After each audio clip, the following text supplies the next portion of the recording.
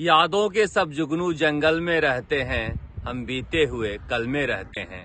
इंसान जब भी कमजोर होता है, अतीत उसको अपनी तरफ खींचता है। लोग पूछ रहे हैं, ऐसा क्या हो गया कि सरकार 3 दिनों के लिए होटल में जा रही है। वही होटल जिसका पुराना नाम JW मैरियट था, जहां पर पहली बार के विद्रोह के डर से विधायक रखे गए थे। सचिन पायलट उस होटल में आए थे।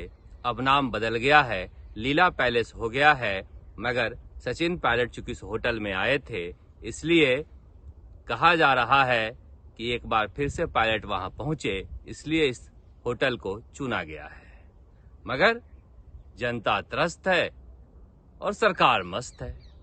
अब होटल में सरकार क्या करने जा रही है तो समझ में नहीं आ रहा है, मगर राजस्थान की जनता को भी समझ में नहीं आ रहा है कि सरकार कर क्या रही है। रीट के अभ्यर्थी आंदोलन कर रहे हैं, जांच के नाम पर हो क्या रहा है।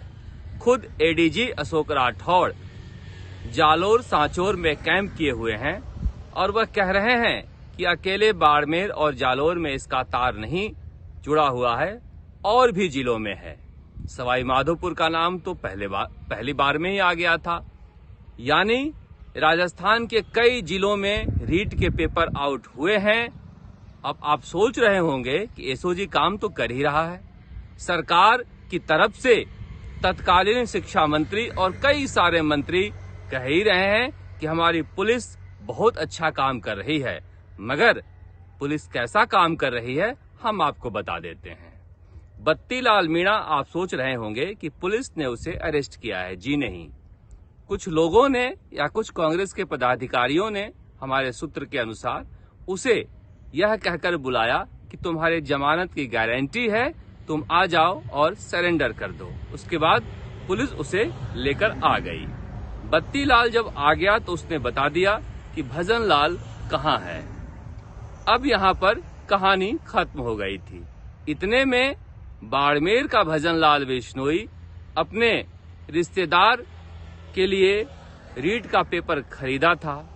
वो रिश्तेदार सोहनी देवी इतनी खुश हो गई और बिना पढ़े इतना अच्छा नंबर आया कि वो फूले नहीं समाई और घूम घूम कर कहने लगी कि हमारे पास तो पेपर ही आ गया था। रिश्तेदार तो जलनखोर होते ही हैं। रिश्तेदारों ने कहा कि अच्छा, पेपर तुम्हारे पास था और हमें बताया नहीं, तो उन्होंने SOG को बता दिया। वहां से बाड़मेर का एंगल SOG को समझ में आया। तो जो भी गिरफ्तारी हुई है वह पुलिस ने नहीं की है, वह तो पाप का घड़ा भरा है तो फूटा है। कहते हैं पाप का घड़ा ज्यादा दिन तक रह नहीं सकता, वो फूटता ही है। इसलिए रीट के अभ्यर्थियों परीक्षार्थियों की आह में इतनी ताकत है कि चीख चीख कर आरोपी कह रहे हैं कि हमने अपराध किया है। ठीक है, आप कितने दिन लगेंगे पकड़ने में यह बता दीजिए, क्योंकि जब तक पकड़े जाएंगे नहीं, आप रीट के जो सफल अभ्यर्थी हैं उनको नियुक्ति देंगे नहीं। आज डॉक्टर किरोड़ी लाल मीणा बहुत सारे खुलासे और करने वाले थे कि उनका कहना है कि जारोली ने अगर नाम नहीं बताया है तो नाम मैं बताऊंगा। जारोली से पूछताछ हुई या नहीं इसे लेकर SOG कुछ भी नहीं कह रहा है। इसके अलावा डॉक्टर किरोड़ी लाल मीणा के पास क्या सबूत हैं वह यह बताने वाले हैं। कल वह खुलासा करेंगे। आज चूंकि स्वर कोकिला लता मंगेशकर का देहांत हो गया, जिसकी वजह से उन्होंने अपना प्रेस कॉन्फ्रेंस टाल दिया है।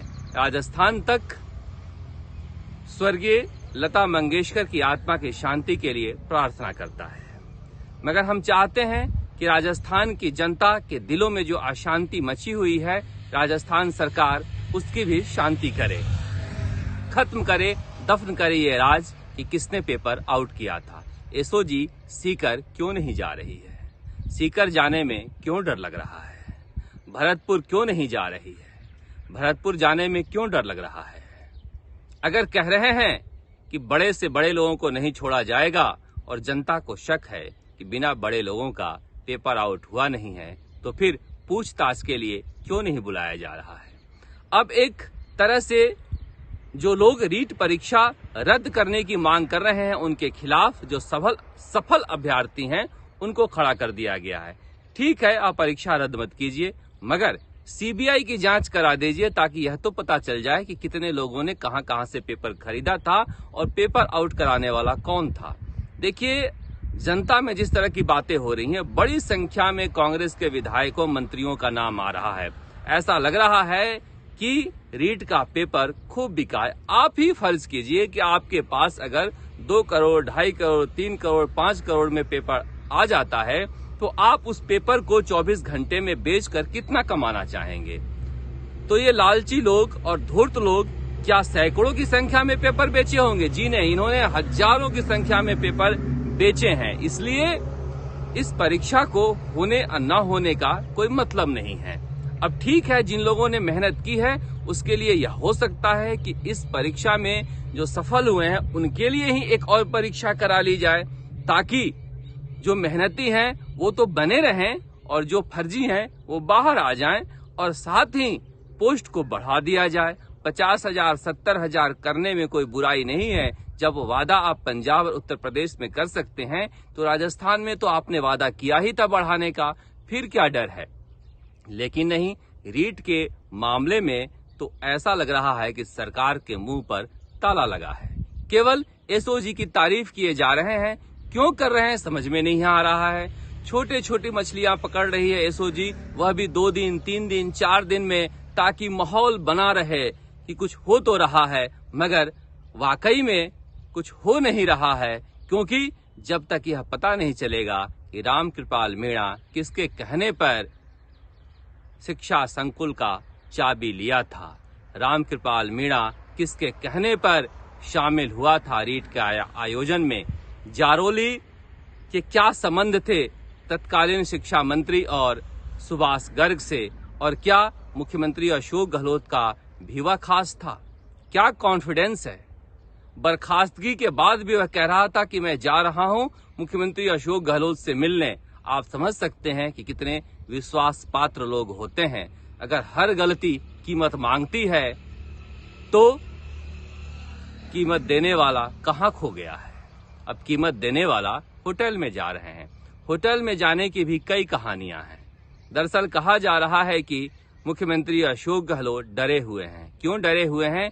जिस तरह से सचिन पायलट की सक्रियता बढ़ी है उत्तर प्रदेश चुनाव में, चाहे मणिपुर हो, उत्तराखंड हो या पंजाब हो, उसे लेकर अशोक गहलोत को ऐसा लगता है कि हो सकता है कि इन चुनावों के बाद कांग्रेस आलाकमान का मन बदले, क्योंकि बार बार के ओपिनियन पोल हो या फिर स्नैप पोल हो, सब में सचिन पायलट की लोकप्रियता में भारी इजाफा हुआ है। उसे देखकर ऐसा कहा जा रहा है कि उन्होंने इस तरह का आयोजन किया है कि बहुत दिन हो गए आप लोगों को ऐश कराए होटल में, वापस से 5 सितारा होटल में आइए और 5 सितारा मंथन करेंगे, खूब जमकर मजे लीजिए और हमारी बात सुनिए, हमारा साथ दीजिए। क्योंकि उन्हें लगता है कि विधायकों को साथ रखना जरूरी है। अगर कांग्रेस आलाकमान ऊपर से सचिन पायलट को थोपता है तो हम विधायकों को लेकर परेड करा सकते हैं। अब उसमें यह भी लिखा गया है कि सहयोगी दलों को भी बुलाया गया है। सहयोगी दल कौन है? सहयोगी दल तो एक ही है, डॉक्टर सुभाष गर्ग।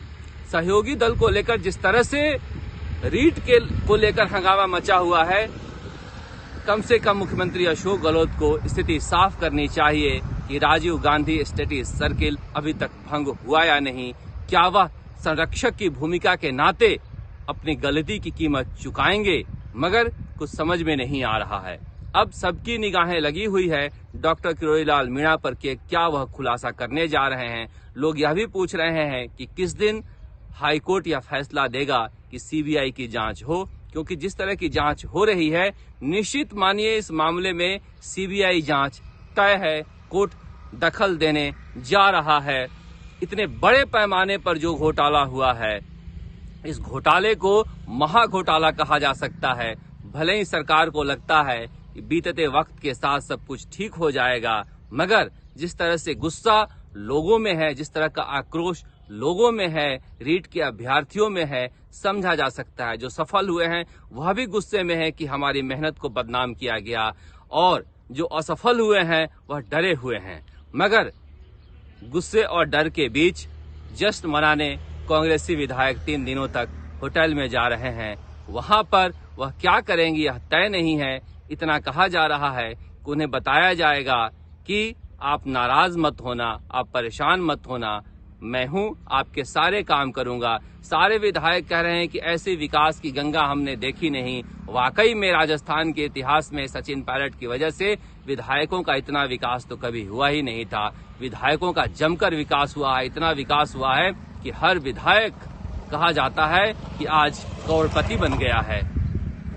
जिसे देखिए इलाके में चपरासी से लेकर कलेक्टर तक विधायक को पूछकर लगाया जा रहा है। क्या हालत हो गई है राजस्थान की। एक मुख्यमंत्री का पद बचाने के लिए, एक मुख्यमंत्री की कुर्सी बचाने के लिए जिस तरह से राज किया जा रहा है वह राज नहीं कहा जा सकता। वह तो राज के नाम पर जनता के साथ धोखा ही कहा जा सकता है। जैसे रीट के नाम पर जनता के साथ धोखा हुआ है।